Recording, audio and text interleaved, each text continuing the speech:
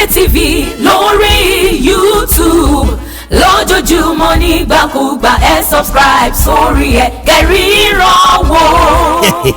a ò ní fojú wa rí ní tí ò dáa. tá a bá fẹ́ wo múvì tàbí mísíkà tó jáde tó halẹ̀ tó mẹlẹ̀ títì tó stand out yàtọ̀ lórí YouTube Dam JTV ni ẹ kílíkì sórí ẹ lórí YouTube kẹ́ ẹ fojú ló ń jẹ ayọ̀ jẹ. àwa kì í ṣe ṣá don't ever doubt it. síbẹ̀ confam làwọn iṣẹ́ tó ń jáde lórí ìkànnì Dam JTV. ó máa ń tẹ́kì gan ni. múvì lẹ fẹ́ wò ní tàbí fíìsìdì olórin ńláńlá bíi Life Olúayé K1 The Ultimate. tó ẹ má wọn múvì tá a gbé jáde báyìí bíi ọmọ olùṣọ́ ìyá àgàn ìbínú erelu ọmọ ọgbọ́n kákadíẹ̀ ká dákẹ́ ni lórí ìkànnì wa Dam JTV. bó ṣe ń lọ là ń tẹ̀lé ẹ ó máa gbádùn wa yàtọ̀ ẹ gbà bẹ́ẹ̀. Dam JTV lórí YouTube lójoojúmọ́ nígbàkúgbà subscribe sórí kẹ́ríran wò. Let me start by thanking God Almighty for a day like this.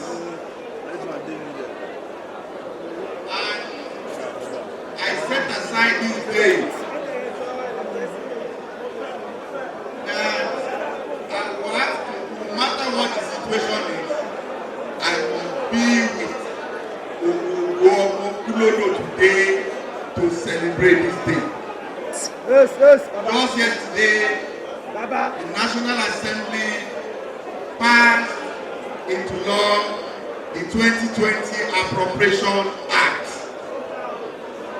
and we have returned government expenditure back to January to December.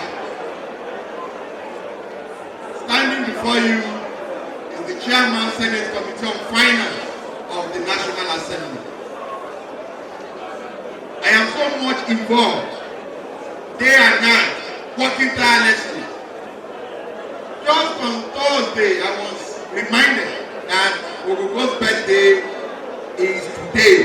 I said, no, it's not possible. How can Ogogo put his birthday on Friday?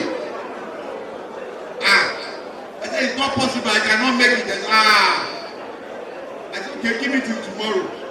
And I woke up this morning and looked to my left and to my right, and I make up my mind I will be in Lagos.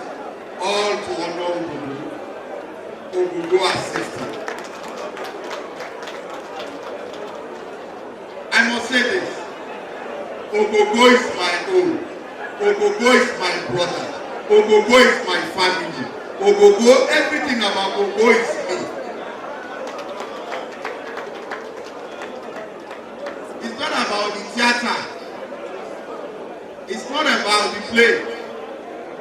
So whatever I have get myself involved in as far as politics is concerned, Ogogo is involved. Ogogo is with me. While I was campaigning in Ogun State for the #1 seat, Ogogo is with me all the way. When I returned to Lagos to contest for Senate, Ogogo traveled from Ogun State back with me to Lagos and campaigned.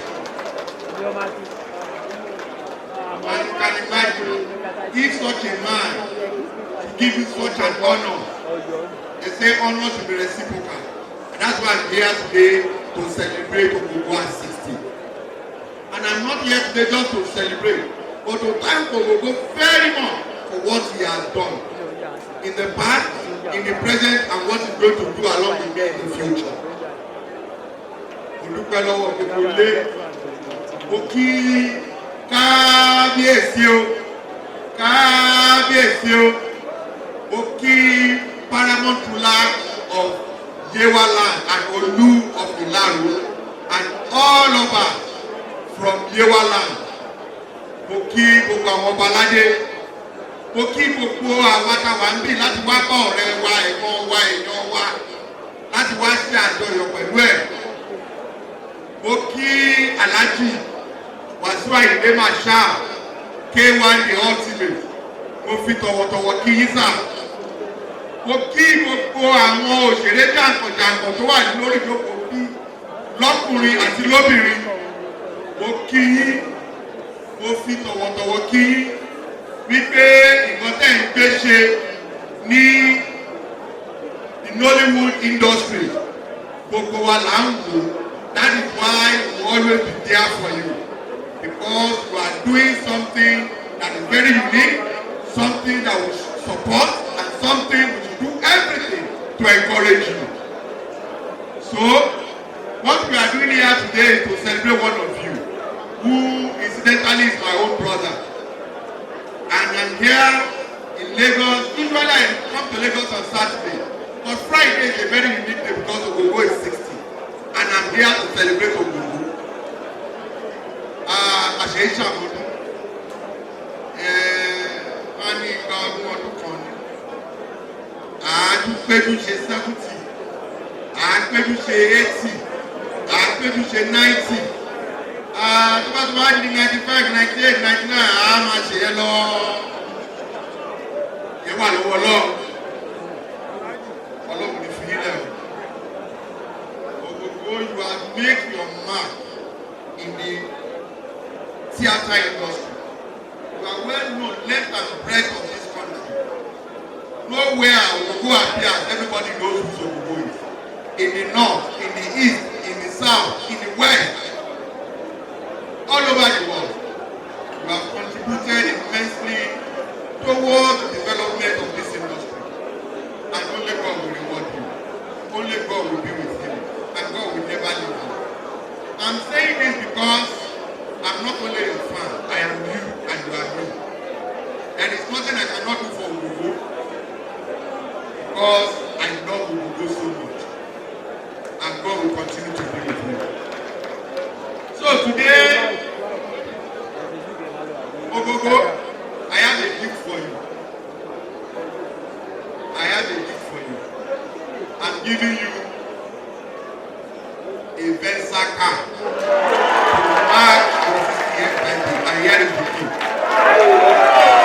Wow!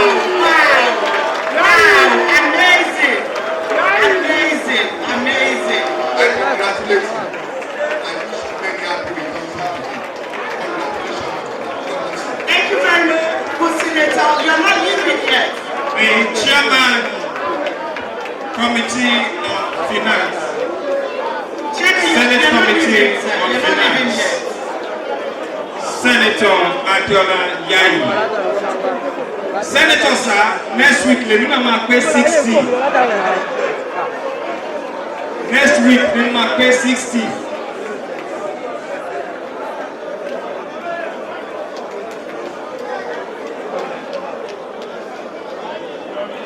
Senator sir, there's a request sir. There's a request. Emma Binu, you are a man of the people. Thank you for shaking me. And your photo you can let me know. Sir, tí bá bí question lọ́wọ́ yẹn lè gbà sá. Lè gbà sá. Alhaji Yinka Quadri, we want you on stage. Alhaji Yinka Quadri, we want you on stage. Now, this is not a regular thing that you do. Special request. But because you are a man of the people.